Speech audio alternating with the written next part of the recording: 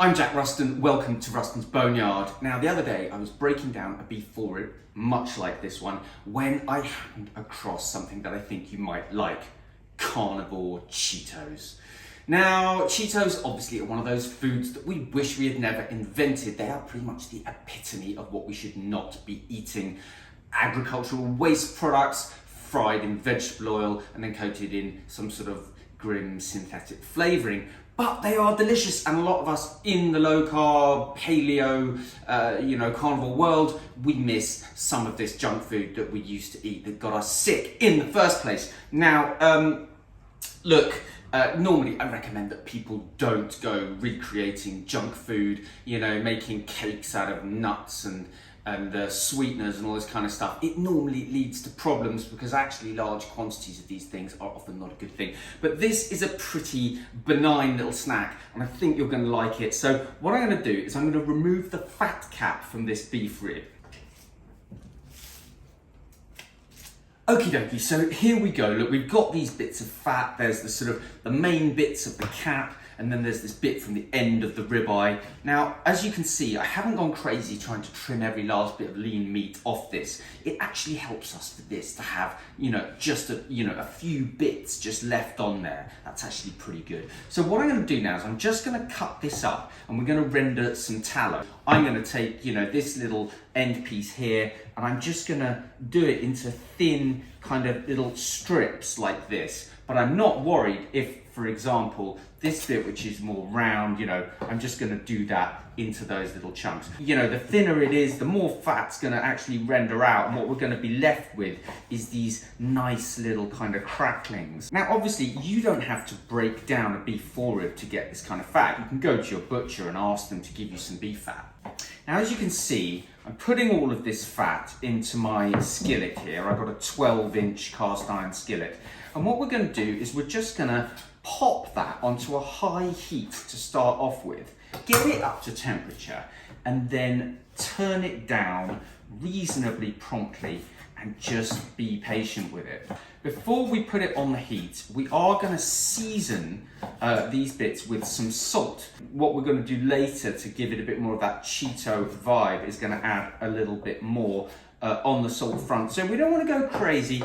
It's probably better to use fine salt rather than flakes, which may, have a kind of big, large physical structure and then give you too much salt on one individual bit. All I've got is flakes right now, so I'm going to use that. But I'm going to try to just really kind of crush them down a bit in my hand here, really kind of break up the size of them to get more of a fine salt like a kosher salt or a fine granular salt like Redmond. And I'm just going to mix it through like this, and then we're going to get that lot onto the heat.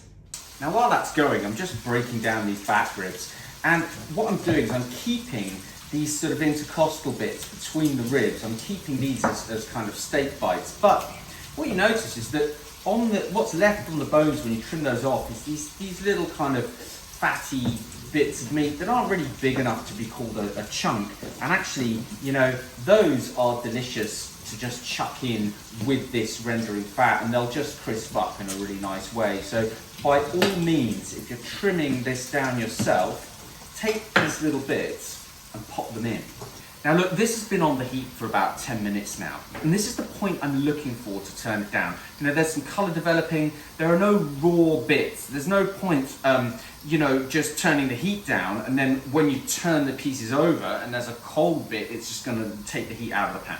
So, this is good now, it's got plenty of heat, there's a significant pool of tallow developing in the bottom there, so I can turn the heat down to a kind of medium, low medium, and I'm just going to let this render away for a while. Keep an eye on it, keep it moving around. If there are bits that are sticking out at the top, which there will be, you just want to periodically be turning it all over.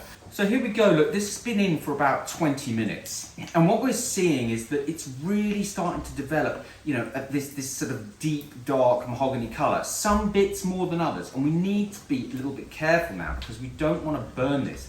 That said, this sizzling, this kind of, bubbling on the surface is telling us that there's still water cooking out of this fat. There's still fat rendering, water being released. So we need to be a little bit careful. I think what we really want to do now is just to keep a very, very close eye on it, watch it like a hawk, and be prepared to get it off the heat as soon as we think that really it's had enough. I'm liking the look of this now. It's had pretty much most of half an hour since it first went on the heat. And what I'm going to do is I'm just going to strain the tallow out, apply a little bit of pressure onto these to get any remaining. See, there's quite a lot of tallows kind of squeezing out of the ones that haven't completely rendered. Obviously there's quite a lot of fat in this snack, given that it's made from fat offcuts. But having said that, what we're left with here is a lot of the kind of proteinous structure in which that fat is supported. And when we squeeze a lot of the liquid fat out, we're actually, rebalancing the kind of fat to protein ratio of the whole thing. There's no way actually to tell exactly what that balance is. We can only really guess. And here are our cracklings. And what we're going to do is we're just going to transfer them into this bowl. And then I'm going to get some beef protein isolate. This is just beef protein powder, unflavoured. I'm going to put a scoop of this over, and it provides a bit of that kind of powdery texture that you get on Cheetos, but also it has this umami flavour that kind of turns into that sort of cheese, that synthetic cheese powder. So I'm just going to put a little bit more. We just want it to kind of completely coat them. And not only do they taste like Cheetos, but they actually look a bit like Cheetos as well, because they have this sort of slightly kind of orange powdery colour. And because we've cut the fat in a certain way, some of it obviously is chunks, but we do also get these more kind of knobbly Cheeto type bits. Let them cool down a bit, enjoy them, they're super delicious. Here you go. You saw it here first. Carnivore Cheetos. Thank me later.